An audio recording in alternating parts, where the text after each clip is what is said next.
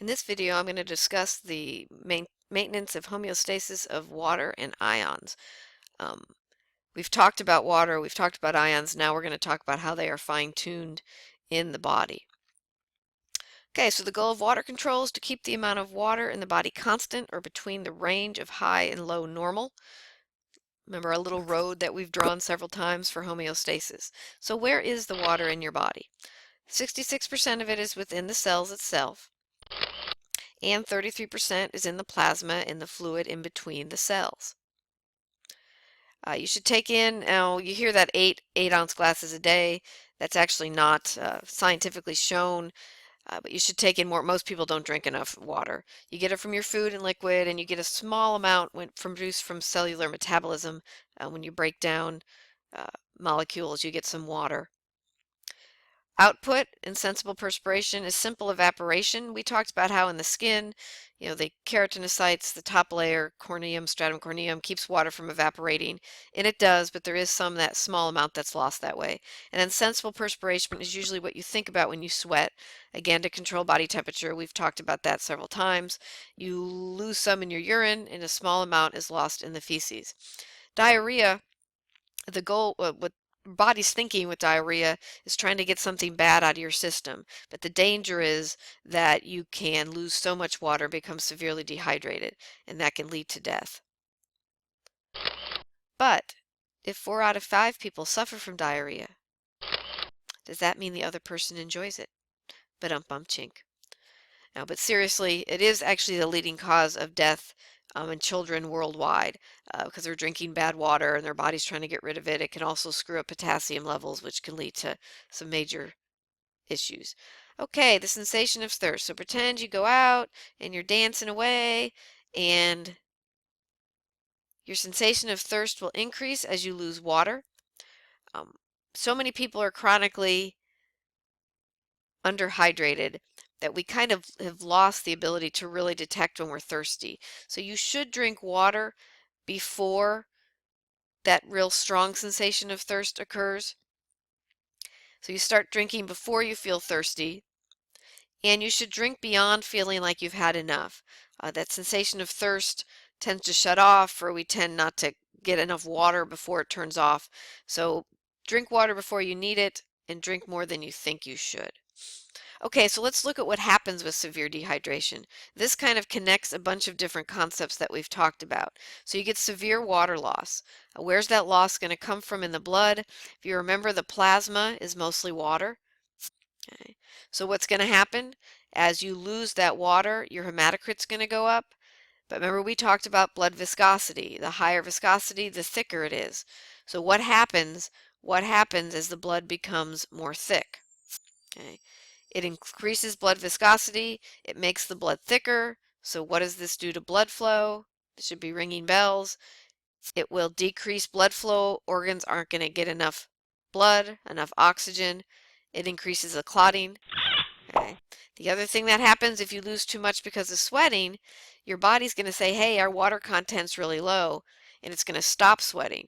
Well, what can happen is when you stop sweating, then you can start going into heat stroke because your body doesn't have a way to dissipate that heat. So your body temperature will increase. So between this decrease in blood flow and this increase in body temperature, that can actually lead to death. So heat stroke, heat exhaustion, the person is still sweating, they may not feel very good, they may feel clammy. You need to call for help. If they're in heat stroke, you need to try to get their body to cool down, put some ice around it, but you need to call 911. They're going to need more attention than you can give them. Giving them sips of water is not going to help. They're going to need some type of IV to recover from that. Okay, so what fine-tunes the water content of the blood? It's a hormone called antidiuretic hormone. We talked about the distal convoluted tubule a little bit, and I told you how it has the ability to move water from the filtrate into the blood in order to moderate or maintain homeostasis of water. But it won't do that. Water will not move from the filtrate into the blood unless there's a hormone present, and that hormone is antidiuretic hormone. So when there's a decrease in water content in the blood or an increase in the amount of stuff, so if your water content goes down, your ions are going to take up a higher percentage of your blood, then what's going to happen is the posterior pituitary is going to secrete antidiuretic hormone. So again, a decrease in water, or let's say you just decide to eat like 6 bags of potato chips and you don't drink water. What happens is your ion content is going up, which makes the percentage of water go down. And so those are two situations where antidiuretic hormone will be secreted by the posterior pituitary. Okay, so here's a concept map to what's going to happen. You get a decrease in blood water volume or an increase in the amount of stuff, the ions. What that's going to do, that's going to stimulate the posterior pituitary to secrete antidiuretic hormone. What's going to happen then, more water is going to be reabsorbed. Remember in the last video I talked about, you have to remember the definitions of reabsorption and secretion. Reabsorption is it's going to go from the filtrate into the blood. So what will happen is in the presence of antidiuretic hormone, more water will go back to the blood to maintain homeostasis. So then that increases water volume, decreases solutes, and it can also increase blood pressure. Now this is what it looks like in a concept map form. I'm going to show you what it looks like. Oops, and then when you get enough water, it decreases ADH. Now I'm going to show you what it looks like in a picture form. All right, so remember this guy? All right. What we didn't talk about, we kind of stopped here. So imagine here's water. Okay, here's water in the filtrate. And then you also have to imagine that the amount of water in the blood is in the low normal range. Okay, in the low normal. It's still normal, but it's going away from set point down. What will happen is the posterior pituitary, okay, remember we got this hypotonic, hypertonic, so that's going to allow water to move. So water content in the blood goes down. ADH is going to bind to receptors that are only located on the collecting duct and the distal convoluted tubule. And what you noticed is when ADH bound here, that moved water back into the blood, which allows the water content of the blood to head back towards set point. So let's watch that again. Okay. Water content in the blood is going away from set point down. ADH is going to be secreted from the posterior pituitary gland, bind to receptors that are only located on the distal convoluted tubule and collecting duct, and that's going to cause water to move from the filtrate into the blood, moving the water content of the blood up. Okay. So it's relatively simple. Now what this does, this allows right here the body to maintain homeostasis and fine-tune the amount of water that's in the blood. This area here is not controlled by hormones, so we can't fine-tune the water content of blood, but we can do it over here in the presence of ADH. So there's a disease called diabetes insipidus. What we've talked about with diabetes is called diabetes mellitus, but diabetes insipidus, they don't secrete ADH. So what happens to the urine concentration? What happens to the amount of water in their urine if they don't have ADH? If you need to, stop the video, think about it, and then come back and I'll give you the answer. Okay, what's going to happen is without ADH, they cannot move. They cannot move water from the filtrate back to the blood. So what that means is the water is going to stay in their urine, which is going to make it much more dilute. But the problem with that is you're losing that water. Their water content in their blood's going to go down, and that can lead to problems. So obviously these people have to take medication to maintain their water content in their blood. Okay, so another question is, and this happens continuously throughout the day, when you first urinate in the morning, which of the following is true? Again, stop the video, think about it, don't just go to the right answer, or just don't let me say it without you thinking about it. Stop the video and answer the question, and then turn it back on. Okay, so what's going to happen is, think about it. During the night, you don't drink water. So your blood water content is going to start to go down. So what's going to happen is, you're going to secrete ADH. You're going to secrete ADH, which is going to pull more water from your filtrate and move it back to the blood. So since more water is moving into the blood, there's going to be less water in the urine, which means the urine's going to be more concentrated. So when you first get up in the morning, look at your pee, it's going to be more yellow than it is during the day. If it's yellow, dark yellow throughout the day, it means you're probably not taking in enough water, or sometimes with vitamins you take, that can make it more glow in the dark yellow. The other thing is, guys, your urine's going to be more concentrated because that yellow is coming from the breakdown of red blood cells, and you have more of those. So the answer to this question is your urine's going to be more concentrated in the morning because you secreted ADH overnight because you weren't drinking water and your water content in your blood went down. Water levels can also be controlled by controlling ion levels. We're going to talk just about sodium and potassium. There's another hormone here called aldosterone. Okay. Aldosterone is most critical in controlling sodium levels. What is sodium needed for? We've talked about muscle contraction, nerve impulses, your heart when it induces action potentials. We need sodium in the body. Okay. If someone gets hyponatremia, remember hypo means less than.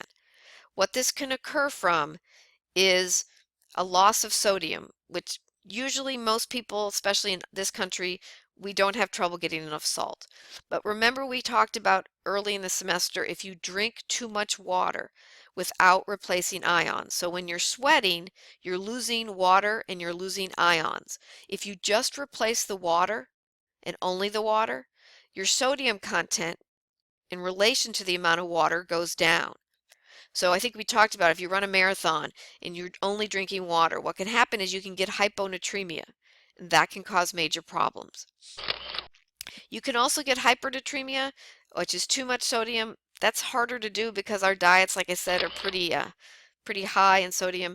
So we can get sodium into the blood if it's too low, but we can't get rid of it if it's too high. So if you have too much sodium, all right, what it can lead to is sucking water, and it can lead to increase in blood pressure. Okay, so what's going to happen? Sodium levels decrease in the bloodstream. Aldosterone is going to be secreted from the adrenal cortex of the adrenal glands, which sit on top of the kidneys. Aldosterone is going to cause a sodium to be actively reabsorbed back into the blood, so filtrate to blood from the filtrate, in the distal convoluted tubule and the collecting duct. Okay. That will increase the sodium level in the blood, which decreases aldosterone secretion, because if you have enough sodium, you don't need the aldosterone. The increase in sodium will also suck in more water. So when you're sweating, two things are happening. You're secreting ADH, which is bringing more water back into your blood, and you're secreting aldosterone, which is bringing more sodium back into the blood. So you're replacing both of those. But the side effect of for every sodium that's reabsorbed back into the blood, a potassium is secreted into the filtrate. And I'll show you that. That will make more sense in the picture. Okay, so here we are back to our little picture. Again, we're dealing with the distal convoluted tubule and the collecting duct. This is where we can fine-tune the ion balance, just like we could fine-tune the water balance. What's going to happen is sodium levels go down from the adrenal cortex of the adrenal glands. Notice this is a different hormone, aldosterone. There are different receptors for it on the distal collecting duct and on the collecting tubule. Sodium levels go down. Aldosterone is secreted, binds to receptors for that hormone on the collecting duct and distal convoluted tubule.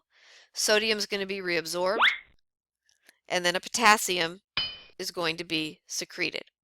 Okay. What will this do? This will bring up the sodium levels. Again, usually you're going to also have the presence of antidiuretic hormone, which will bring more water with it. All right, the last ion we're going to talk about is potassium. Okay. Aldosterone does have an influence on potassium, but it's not that great of an influence. Here's what you need to know. Potassium levels control potassium. If you have too much potassium, it's going to be secreted. Doesn't need a hormone to do it. It's just going to be secreted. If you're too little, though, your body can't reabsorb it, so it must be in your diet. Okay, it must be in your diet. Now, here's something I want you to listen to. When someone is taking a diuretic is something that makes you pee. Okay? When I was younger, people were taking diuretics to lose weight. Basically, what they were doing was losing water. People with high blood pressure will take diuretics to decrease the blood volume, to decrease their blood pressure.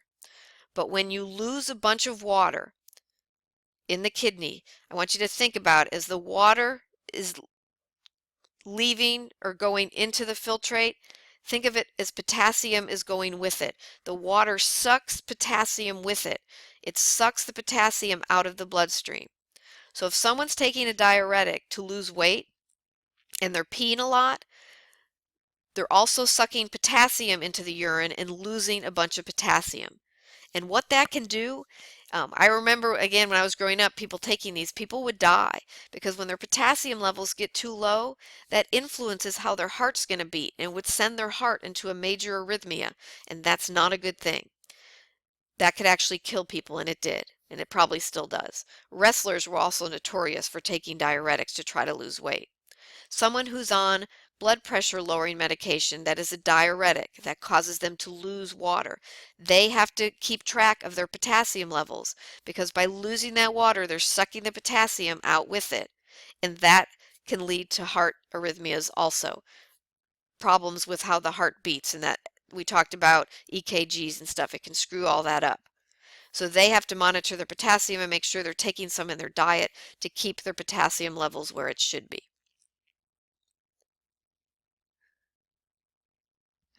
So we talked about this. Hypokalemia is too little, hyperkalemia is too much. They cause similar symptoms, but again, remember potassium is needed for so many different things that are very, very important. That if your potassium level goes too high or too low, it can really throw off your homeostasis.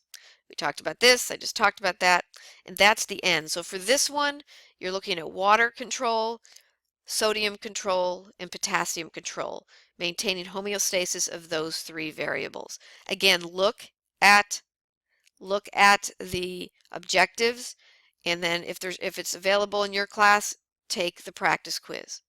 All right, that's the end.